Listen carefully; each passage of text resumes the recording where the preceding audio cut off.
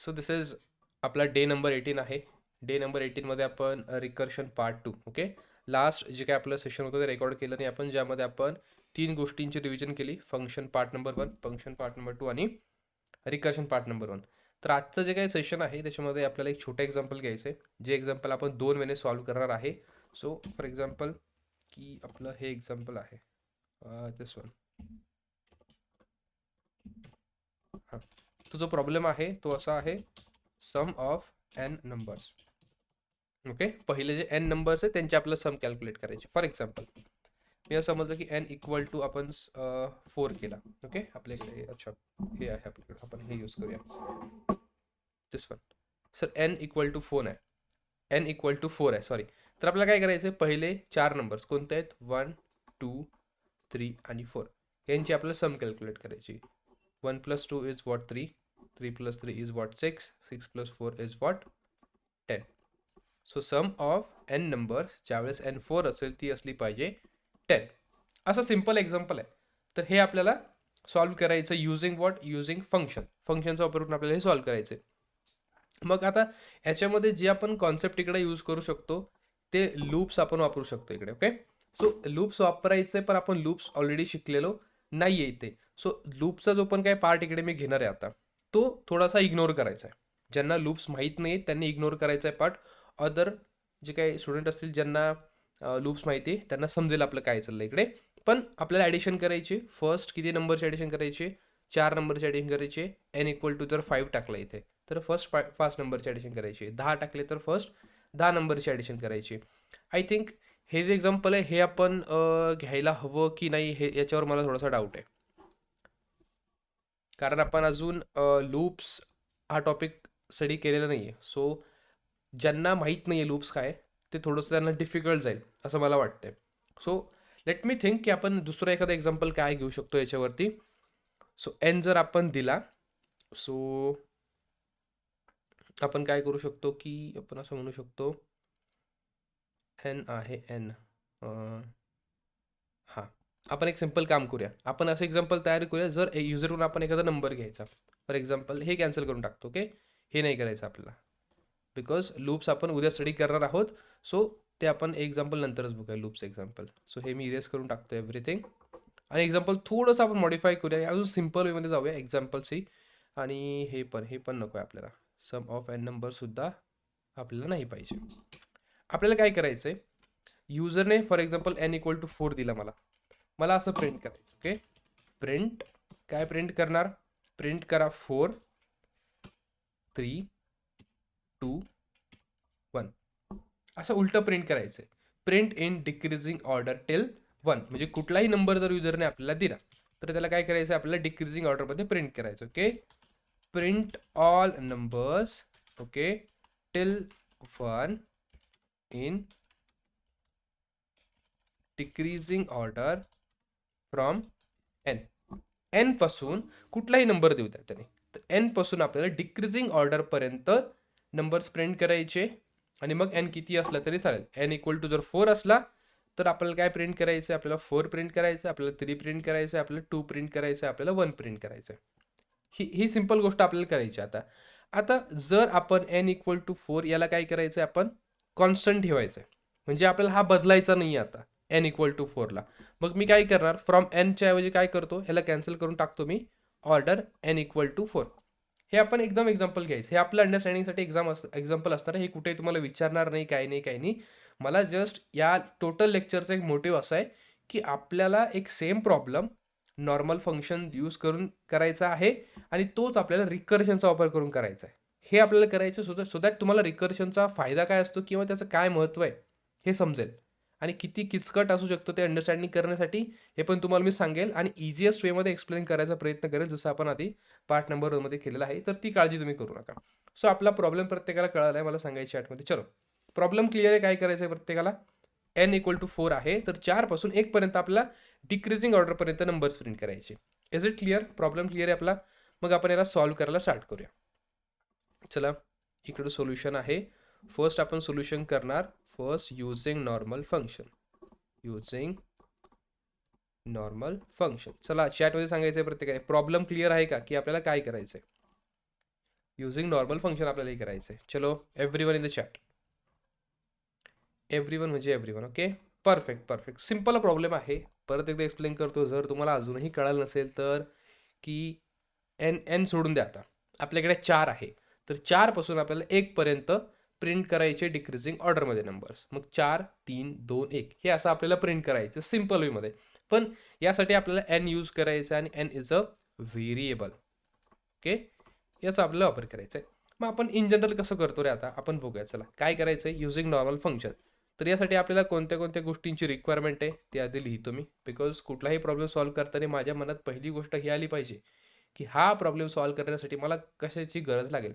मला सगळ्यात पहिले एक बॉक्स लागणार आहे किंवा एक एन व्हेरिएबल लागणार आहे. ओके, एक व्हेरिएबल लागतोय मला, त्याच्यामध्ये मी 4 स्टोअर करतोय. ओके, 4 स्टोअर केला. ही आपली रॅम आहे, रॅममध्ये जागा असणार आहे एक एन नावाची, जिथे मला 4 स्टोअर करायचं आहे. केला, परफेक्ट. त्याच्यानंतर मला काय लागतं आता, मला दुसरी गोष्ट करायची, प्रिंट करायची मला.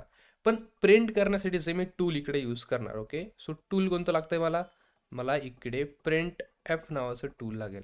सॉरी, प्रिंट एफ नाही, प्रिंट नावाचं टूल लागेल. हे टूल जे काय करणार आहे, सिम्पल प्रिंट करणार. पण आता प्रिंट कसं करायचंय, 4 तर प्रिंट करू शकतो मी डायरेक्टली. मी लिहिलं, जर एन लिहिला तर मला 4 प्रिंट होईल. हे प्रिंट झाल्यानंतर मला काय करायचंय, मला याच्यातून एक कमी करावं लागणार आहे. ऑब्व्हियसली ना, आपल्याला डिक्रीजिंग ऑर्डरमध्ये करायचं आहे, मग आपल्याला हे कमी करावं लागणारच आहे.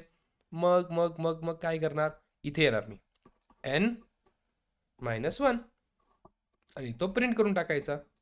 परत त्याच्यानंतर परत एकदा n-1 करायचा, तो प्रिंट करायचा 2.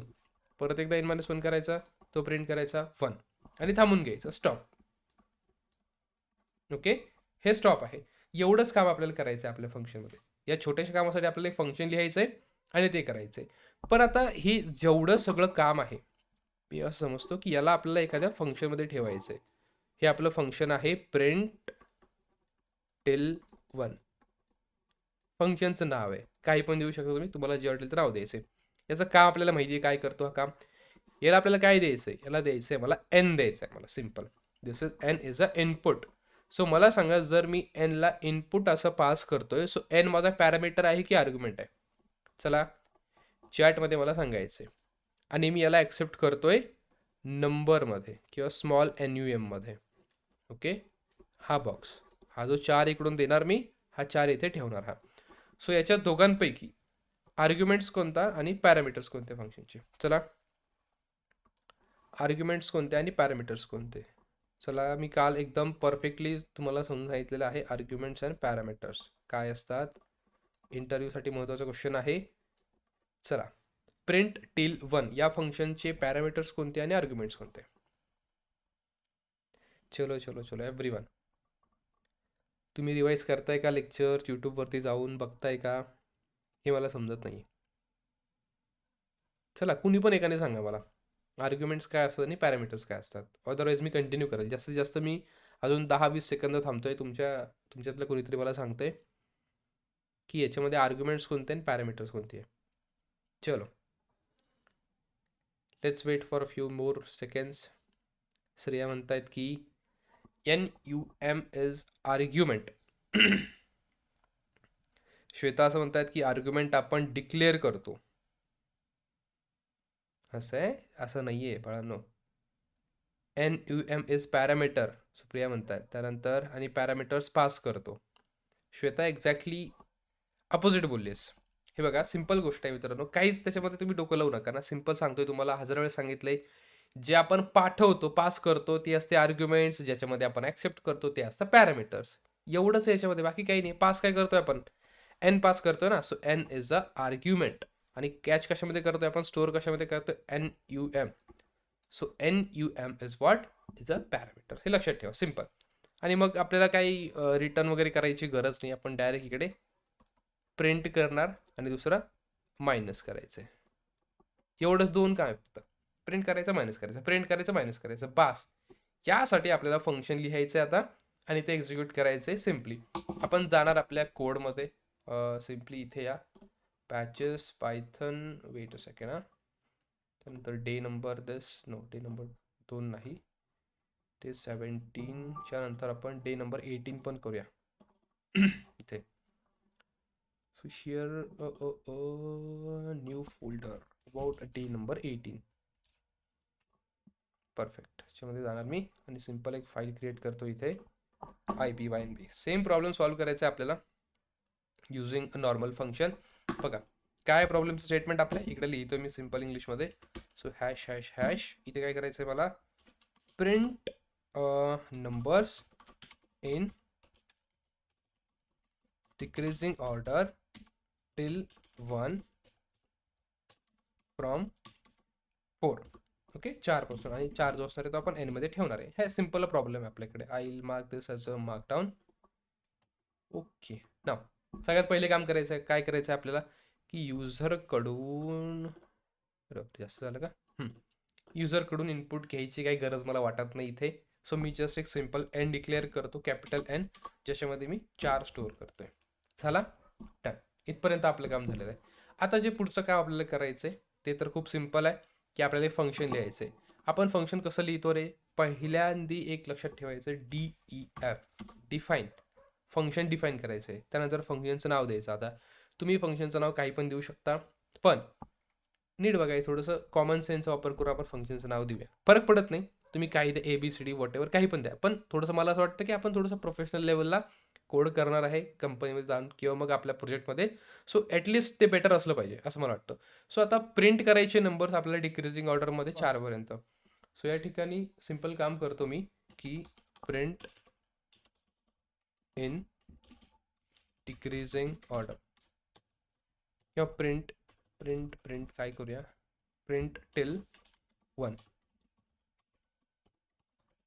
ओके, हे काम करायचं सिंपलमध्ये, प्रिंट टिल 1 पर्यंत. आणि बस, आता जो तुम्ही पास करणार आहे ते आपल्याला कॅच करायचं आहे. इथे बघा, इथे जा इथे जा इथे जा, हां, NUM मध्ये ही गोष्ट मला कॅच करायची.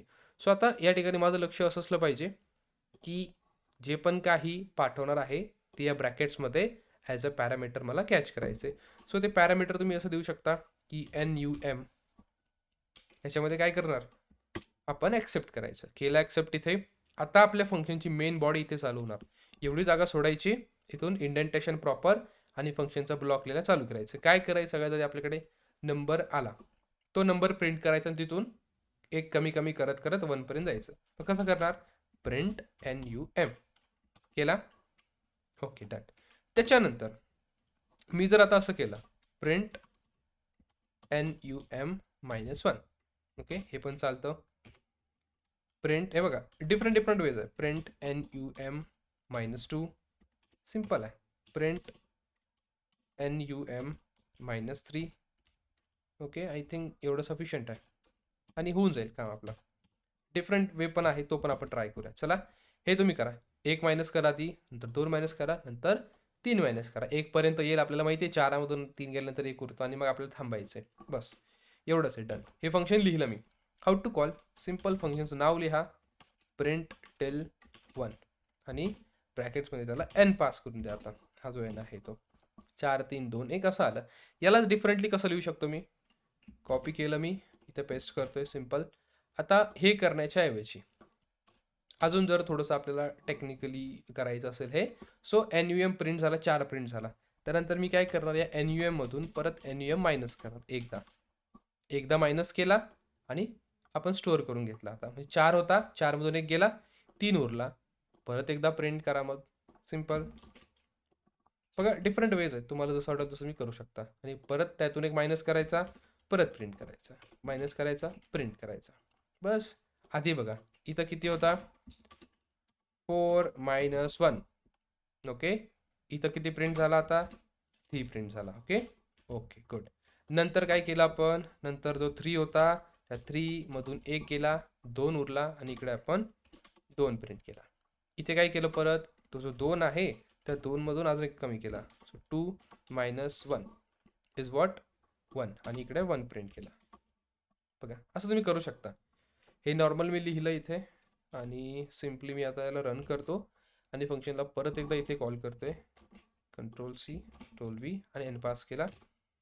सेम आउटपुट आपल्याला येणार आहे. ओके, हे बघा असं कोणी करत नाही. मी जो सांगतोय तुम्हाला की आपल्याला हा प्रॉब्लेम आपल्याला मुद्दामून असा बनवलाय की याला आपल्याला सॉल्व्ह करायचं युझिंग रिकर्शन. ओके, ते तुम्हाला मला सांगायचे. सो नॉर्मल वेमध्ये आपण असा लिहू शकतो. सो फर्स्ट अप्रोच क्लिअर आहे प्रत्येकाला. चला चॅटमध्ये युझिंग नॉर्मल फंक्शन आपण यूज केलेलं आहे. कुठे आपण रिकर्शन वगैरे काहीच वापरलेलं नाही इथे.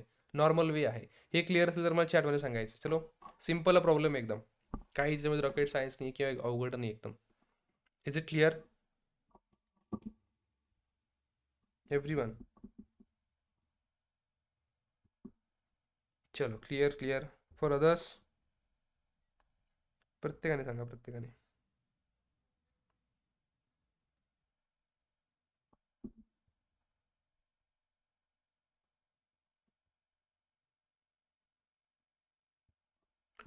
ओके, ठीक आहे ठीक आहे ठीक आहे ठीक आहे, कुल. सो लेट्स कंटिन्यू की याच सेम प्रॉब्लेमला आपल्याला सॉल्व्ह करायचं using recursion, which is a big challenge. आपल्यासाठी चॅलेंज आहे आणि ते आपण कम्प्लीट करूया. So same problem using recursion. So second part आहे using recursion. Okay, perfect. Recursion म्हणजे काय रे? रिकर्शन म्हणजे त्याच फंक्शनला स्वतःच्या बॉडीमध्ये कॉल करायचं. म्हणजे आता हे जे फंक्शन आपण लिहिणार आहे, प्रिंट टिल वन फंक्शन, याला आपल्याला स्वतःच्या बॉडीमध्ये कॉल करायचं आणि इकडे काम करून घ्यायचं त्याच्याकडून. मग आता हे नेमकं करायचं कसं किंवा ॲप्रोच कसा करायचा, यासाठी आपण आधी या ॲप्रोचकडे जाऊया, जो आपण इकडे ऑलरेडी यूज केलेला आहे. हा ॲप्रोच मला सांगा रे. आता मी जर हे काढून टाकलं थोडक्यामध्ये, अं, हे काढलं. ओके, हे काढलं, हे काढून टाकतो इथून. तुम्हाला असं वाटत नाही का की हा जो कम्प्लीट कोड लिहिलाय याच्यामध्ये आपण कोड खूप वेळेस रिपीट केलाय, तोच तोच कोड? कोणाकोणाला वाटतंय मला चॅटमध्ये सांगा की कोडचं रिपिटिशन इथं होतंय, असं वाटतंय का तुम्हाला? Yes or no? चलो चलो, एव्हरीवन म्हणजे एव्हरीवन, प्रत्येकाने सांगायचे कोडचं रिपिटेशन होत आहे. Yes, perfect. वैभव, गौरव, बाकीच्यांना वाटतंय? चला, स्टार्ट इंटरॅक्टिंग गाईज. होतंय कोडचं रिपिटेशन? होतंय. कोणता कोड आहे तो रिपीट होणार आहे बघा, इथं दिसतंय धडधडीत आपल्याला की हा जो ही प्रिंट स्टेटमेंट आहे ना, ही रिपीट होत आहे आपल्याला. बरं, त्यानंतर हे जे मायनस करायचं ऑपरेशन आहे हे रिपीट होते आणि हे सारखं सारखं सारखं सारखं रिपीट होत चाललंय. मग हे जर मला अवॉइड करायचं असेल आता, तर आपण रिकर्शनचा वापर करू शकतो. आपण रिकर्शन बघितलं, रिकर्शन काय करतो, आपल्याला कोड रियूज करायला हेल्प करतो. म्हणजे हा जो कोड आहे, हा जर मी इकडे लिहिला सेम कोड, तर याच कोडला मला परत परत यूज करू शकतो मी युजिंग रिकर्शन. मग आपल्याला हे बिल्ड करायचं थोडंसं. याला मी कॉपी करतो आता आणि इकडे घेऊन चालू. याला आपल्याला कन्वर्ट करायचं इंटू रिकर्शन. हा आपला झाला normal code. This is a normal code. Size increase करतो मी याची अप टू 28. ओके, चला. याला आपल्याला आता बनवायचं असं एखादं रिकर्शनचं फंक्शन क्रिएट करायचं की आपल्याला कोड रियूज करता आला पाहिजे. मग आता पहिली स्टेटमेंट मी उचलतो इथे. काय स्टेटमेंट आहे ते? पहिली स्टेटमेंट अशी, प्रिंट NUM. बरं, ठीक आहे. त्यानंतर काय? हा NUM इक्वल टू NUM -1. ठीक आहे, हा बॉक्स मी घेतला. आता या बॉक्सला मला एका फंक्शनमध्ये ठेवायचं. मी फंक्शनचं नाव दिलं प्रिंट टिल 1 आणि हा NUM इकडे घेतोय. ठीक आहे बाबांनो, एवढंच लिहिलं मी आत्तापर्यंत. ओके, इथपर्यंतच आहे. आता इथून खाली बघा, इथून खाली जो काही कोड आहे, हा वाला कोड, हा वाला कोड आणि हे हे रिपीटेडच, तेच तेच आहे ना, सेम. म्हणजे हे वरच्याच गोष्टी आहे. म्हणजे आपण आता काय करायचंय की असं फंक्शन किंवा तेच फंक्शन, सेम फंक्शन आपल्याला इथे खाली कॉल करायचं. म्हणजे काय होईल रे, इथं जर मी फंक्शन कॉल केलं सेम, मग फंक्शन कंट्रोल कुठे जाणार? वरती जाईल. म्हणजे परत हा कोड रियूज होणार, परत खाली येणार, परत हे एक्झिक्यूट होणार, म्हणजे परत वरती जाणार. म्हणजे बघा, या ठिकाणी मी सेम कोड, लाईन नंबर आता 1 असेल, 2 असेल, 3 असेल, लाईन नंबर 2 आणि 3ला आपण कंटिन्युअसली इकडे यूज करत चाललोय. हे तर आपल्याला समजलं. मग मी इकडे करून बघा ना, इथं लिहितो मी प्रिंट टिल 1 आणि NUM याला पास करून द्यायचा परत. सिम्पल, तेच आपण करत राहिलो. आता ते फिरत फिरत राहील. हे ट्राय करून बघूया आपण, काय याचं आउटपुट आपल्याला येतंय आणि हा कोड थांबतोय की नाही थांबत आहे, आणि जर याच्यामध्ये काहीतरी चुका झाल्या तर ते पण आपण सॉल्व्ह करू. आपल्याला एवढं समजलं आता की कोड आपल्याला रिपीटेड होतोय, हा वाला कोड रिपीट होतोय, तो आपल्याला वाचवायचा आहे. ते वाचवण्यासाठी आपण काय केलं, तर ज्या रिपीट होणाऱ्या लाईन्स लिहून घेतल्या 2 लाईन्स. ओके.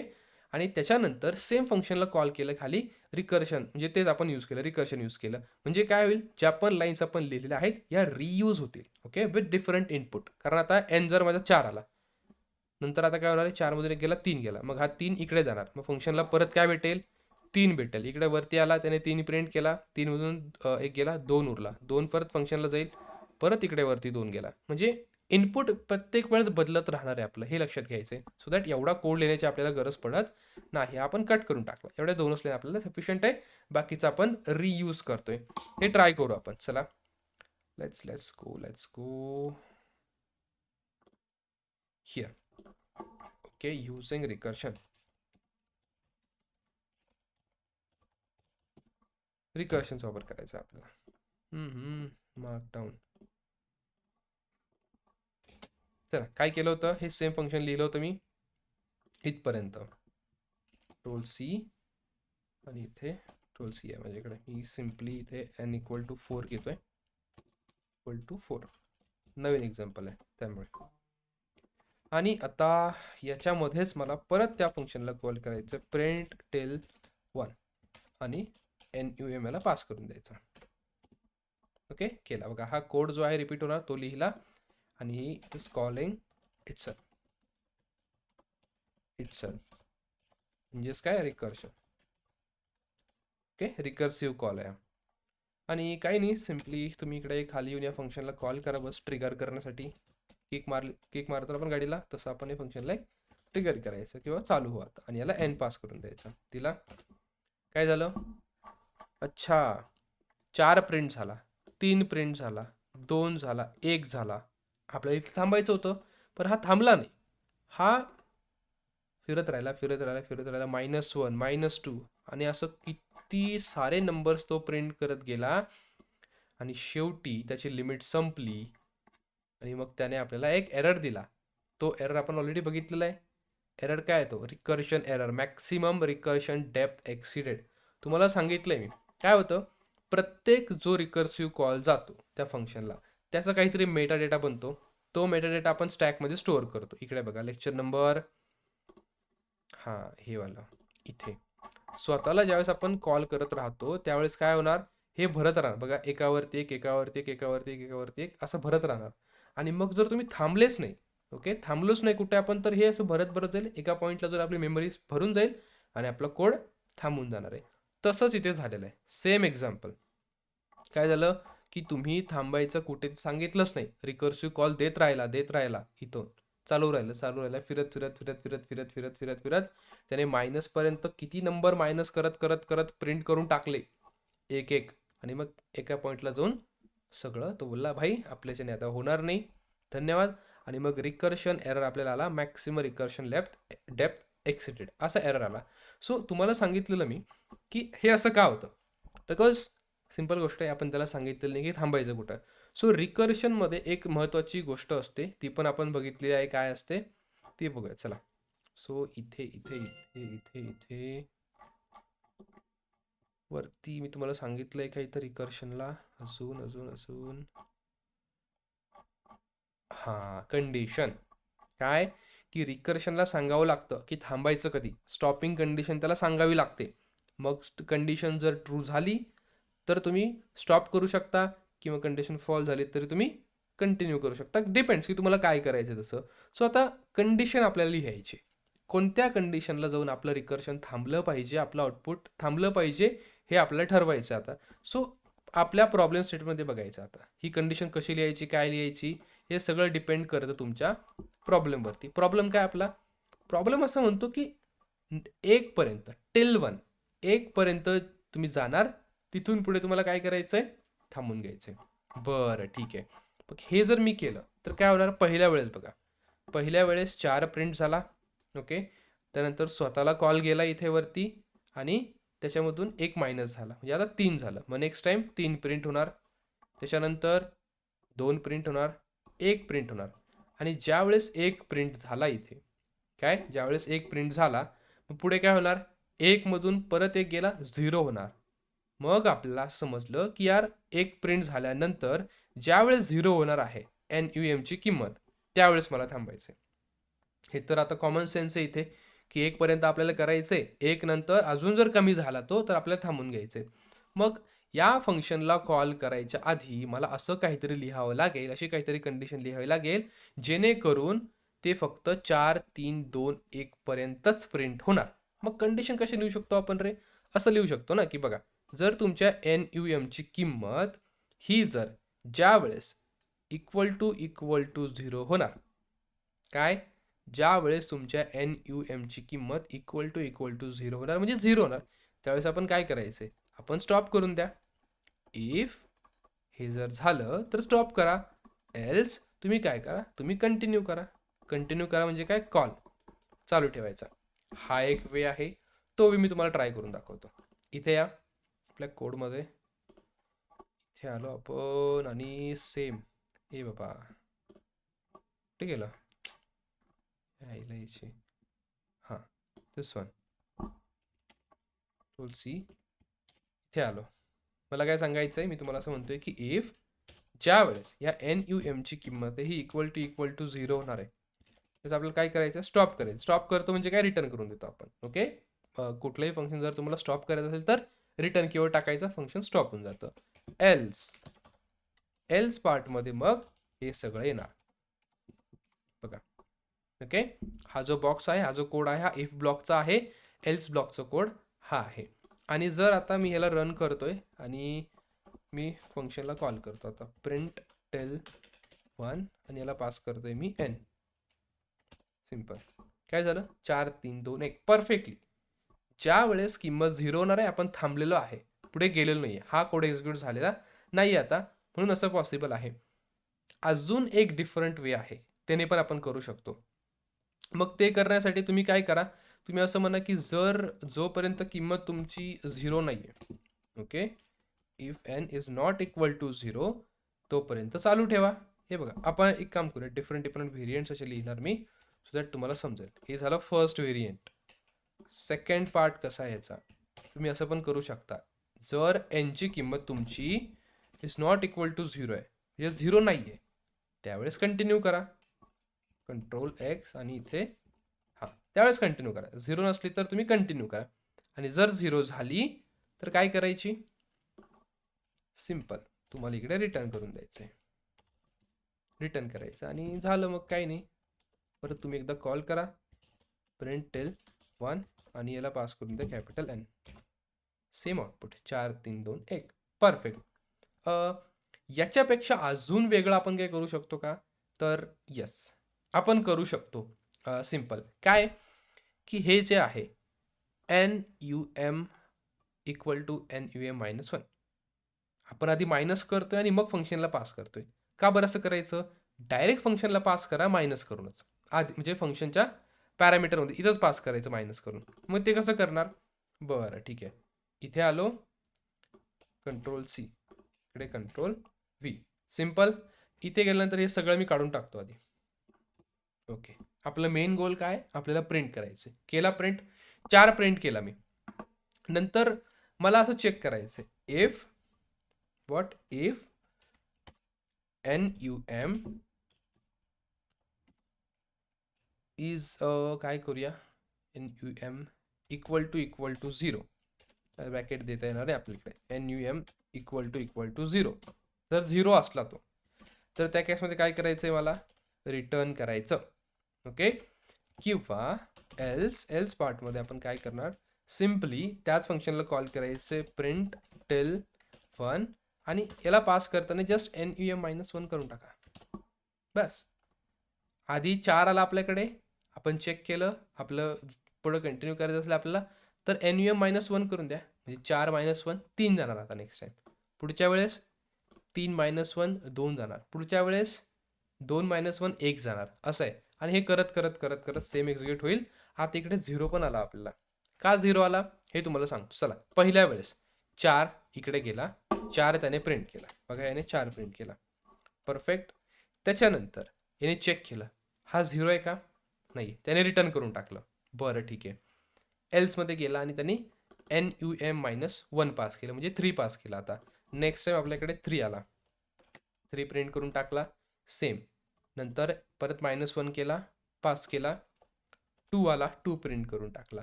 त्याच्यानंतर काय 1 आला, 1 प्रिंट करून टाकला. आता 1 NUM -1 1 - 1 काय असणार आहे 0. मग 1 - 1 0 आला, आधी प्रिंट केलं त्याने आणि मग चेक केलं. असं आपल्याला नको होतं पण. ओके, असं आपल्याला नको होतं. मग मी काय करतोय, थोडंसं स्मार्टली आपण इकडे गेम प्ले करूया, की ह्याला उचलतो इथून मी Ctrl+X आणि इथे टाकतो. आता आपल्याकडे एकदम परफेक्ट सोल्युशन आलेलं आहे असं मला वाटतं. आता 4 3 2 1 बघा काय होईल, फंक्शनमध्ये आल्या लगेच चेक होणार. ए बाबा तू 0 आहे का, असेल तर रिटर्न हो, नसेल तर प्रिंट हो. पहिल्या वेळेस 4 आला, 0 आहे का तो, नाही आहे, प्रिंट झाला 4. बघा इकडे 4 प्रिंट झाला, परफेक्ट. आणि नंतर -1 म्हणजे 3 गेला, नंतर 3 आला, चेक केलं 0 आहे का, नाही आहे, मग परत 3 प्रिंट झाला. असं 2, असं 1 प्रिंट झाला. आणि ज्यावेळेस 1 प्रिंट झाला त्यानंतर पास करताना काय केलं, NUM -1 केलं म्हणजे 0 आला. आता सो 0 आला, चेक केला आधी 0 आहे का, अच्छा रिटर्न करून टाका, फंक्शन आपलं थांबलेलं आहे. येस. सो हे रिकर्शन अशा वेळेने तुम्ही यूज करू शकता, पण रेकमेंडेड नाही आहे. मोस्ट ऑफ द केसमध्ये रिकर्शन आपण यूज करत नाही, बिकॉज रिकर्शनला आपल्याला ही जी स्टॉपिंग कंडिशन आहे हे मॅनिप्युलेशन करणं आलं पाहिजे आणि इट इज व्हेरी इम्पॉर्टंट. याच्यात थोडी जरी गफलत झाली इकडे तिकडे तरी आपलं पूर्ण मेमरी भरून जाऊ शकते, आपलं कोड कधीच थांबणार नाही किंवा कंटिन्युअसली चालू राहील. हे थोडंसं रिस्क असतं रिकर्शनमध्ये. सो त्यामुळे लूप्स लोक यूज करतात, लूप्सला प्रेफर करतात, बिकॉज लूप्समध्ये काय असतं की आपल्याकडे कंट्रोल असतो एक. ओके, तर ते टॉपिक आपण उद्यापासून शिकणार आहेत. ओके, तुम्हाला मला हे सांगायचं होतं की आपण रिकर्शन कसं यूज करतो किंवा काय त्याचे फायदे आहेत आणि तोटे काय आहेत. तोटा एवढाच तोटा याचा की कंट्रोलेबल नाही आहे, थोडंसं सगळं कंडिशन बेसिसवरती असतं, एवढंच आहे थोडंसं. सो आय होप तुम्हाला समजलं असेल. समजलं आता दोन्ही वेने विदाउट युजिंग रिकर्शन आपण सेम प्रॉब्लेम कसा सॉल्व्ह करू शकतो आणि युजिंग रिकर्शन आपण सेम प्रॉब्लेम कसा सॉल्व्ह करू शकतो. आय होप की तुम्हाला समजलं असेल आता, असं मला वाटतंय. ही जे आहे ह्याला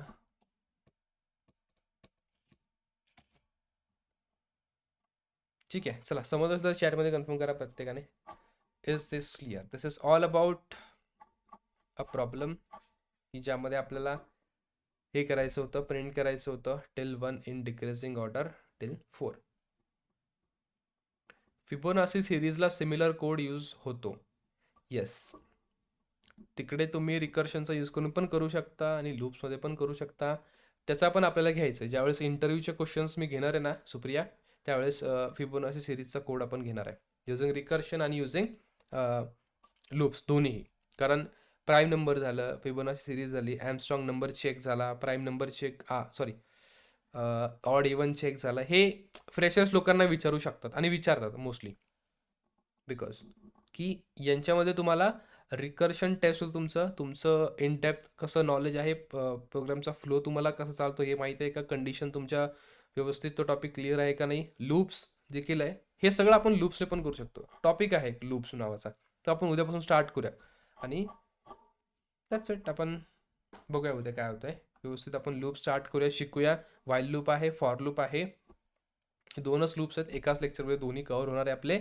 आणि देन आपण नेक्स्ट लेक्चरला प्रॉब्लेम्स घेणार आहोत. सो लूप्स कंप्लीट झाल्यानंतर तुमचं थोडंसं बेसिक पार्ट कव्हर होऊन जाणार आहे पायथनचा आणि तुम्ही आता प्रॉब्लेम सॉल्विंग करायला स्टार्ट करून देणार. ओके, एक दिवस प्रॉब्लेम सॉल्विंग घेणार आणि मग पुढचं टॉपिक पण स्टार्ट करूया. Okay okay, so this is all about lecture number 18, ज्यामध्ये आपण एक प्रॉब्लेम बघितला using both approaches, without using recursion आणि रिकर्शन, दोन्ही वेने आपण तो सॉल्व्ह केलेला आहे. So this is lecture day number 18, recursion part number 2.